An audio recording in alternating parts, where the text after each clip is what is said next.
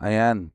Magandang gabi mga Lods, mga Lodi. Nandito na naman si Lodi Levi ng Helheim 37. Ayan.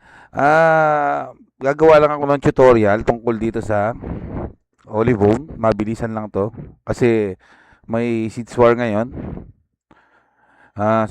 Bali ang Olivone, ayan, lalabas yan kapag RB4 ka na, mga Lods. Pag RB4 ka na, dyan lang lalabas yan. So, paano nga ba bubuksan tong mga slot ng Holybone? Paano nga ba magbukas ng mga yan?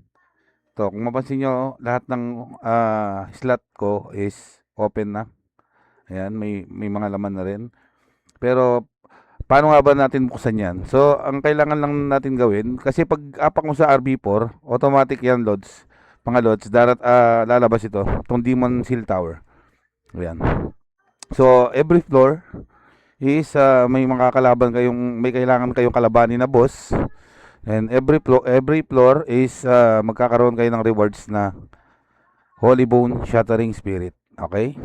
So itong Holy Bone Shattering Spirit naman na Tolods, pag naipon nyo yan, sa uh, pag naipon nyo to, punta kayo sa Holy Bone, then enhance nyo lang.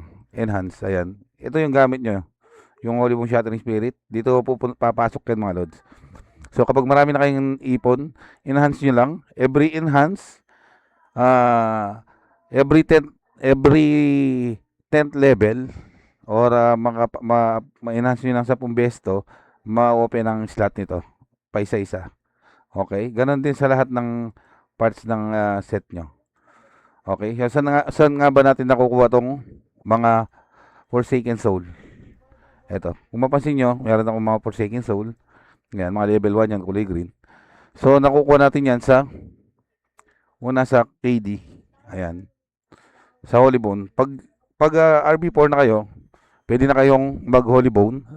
Pwede na kayong pumasok dyan. So, papatayin nyo lang tong KD. Magdadrop yan ng Forsaken Soul. Pwede rin magdrop yan ng mga special soul, mga weak special soul. At meron din chance na magdrop yan ng weak Reaper Leader Soul. So, kapag na-open nyo na yung mga slot nyo dito sa Holy Bone, inlay nyo lang, punta lang kayo sa inlay. Yan, kusang lalabas yan. Tapos, click nyo lang to. Kunyari dito, click nyo lang yan, plus. Then, kusang lalabas tong mga Forsaken Soul nyo dito. Kung may available kayo, okay? Tapos, itong mga, kung mapapansin nyo, may mga Reaper na ako. Yan, nakuha ko to sa Mudcart, sa event. Minsan kasi naglalabas si MU New doon ng event. Meron siyang pa-event na mga Weak Reaper Leader Soul. Ayan. Kung ma-avail nyo, kaya nyong bilhin itong Weak Reaper using Dias, pwede nyong gamitin yung mga bound Dias nyo para ma-avail ito. Okay, mag-alala, may discounted naman yan pag sa Mudcart. So, ihanap nyo na lang siya ng kapares na i-add to cart nyo para ma-avail nyo yung 50% off niya. Kung di ako nagkakamali, mga 2,240 Dias. 2 pirasong ganito na. Okay?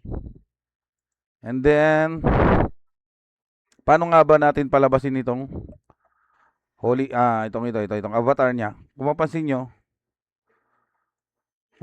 yung sa akin, ayan, meron siyang nakalabas na ninja sa likod. So kapag kasi naipon nyo yung 7 pirasong ganito, Leader Soul, ganito yung avatar na lalabas sa iyo. Parang ninja siya. Okay? So, paano nga ba magpalabas ng ibang avatar or oversoul? Tulad nito, ayan, ayan. Magkakaiba yan. Pwede nyong magkakaiba din ng option kung ano yung mga option na laman ng oversoul na yan. So, paano nga ba natin palabasin yan? So, kailangan nyo ng pwede kayong mangailangan ng 4 na ganito, 4 na leader soul. Then, kung anong special soul ang gusto nyo. Tulad nito, kunyari gusto nyo itong resurrected. Kailangan nyo ng 4 na leader soul at saka 3 resurrected na special soul. Or pwede rin 5 leader o 5 leader tsaka 2 resurrected. Pwede rin pwede rin siyang 6 na leader or isang resurrected na ganito, special soul. Okay? Sana nagets niyo yung sinabi ko. Kailangan niyan, hindi siya pwedeng puro special lahat.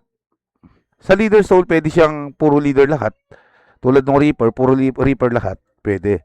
Pero pagdating kasi dito sa mga special soul, hindi siya pwedeng isang ganito, isang ganyan, isang ganyan, isang ganyan, isang ganyan, isang ganyan. Hindi siya pwedeng maging pakbet. Meron siyang combination. Kailangan i-combine niyo siya sa leader soul. So, pwede niyo gamitin yung 4 na leader, 3 special, 5 leader, 2 special, or 6 na leader, isang special. Depende yan kung anong gusto nyong special soul na lumabas sa likod niya. Okay? Sana nag-gets nyo tong tutorial natin na to. Ayan. At kung may katanungan pa kayo, comment lang kung anong gusto nyong i-tutorial natin. Medyo nagmamadali kasi tayo kasi medyo madidelay tayo sa seed store mamaya. May 10 minutes na lang kasi kami. So, guys, please like and share na lang yung video. Sana at least nakatulong ako para mapalakas yung character niya. Ayan, yun lang guys. Thanks. Maraming salamat.